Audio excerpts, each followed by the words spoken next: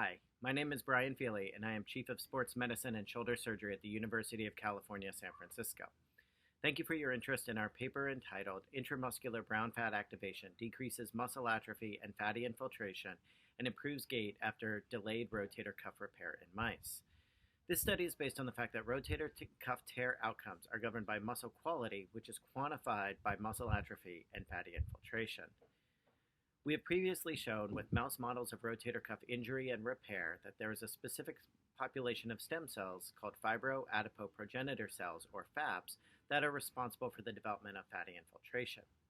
In this study, we used our delayed rotator cuff mouse repair model to study how FAPs treated with a beta-3 adrenergic agonist, amibegron, which we know stimulates FAPs to differentiate into beige fat, would affect muscle quality after a delayed repair. We found that giving the pharmacologic treatment either before or after the repair results in improved muscle quality with less atrophy and fatty infiltration and improved upper extremity function as assessed by Gait analysis. The findings were specific as mice without functional FAPs did not demonstrate these changes. These findings suggest that there may be pharmacologic treatment strategies to improve muscle quality and function after rotator cuff repair. Thank you.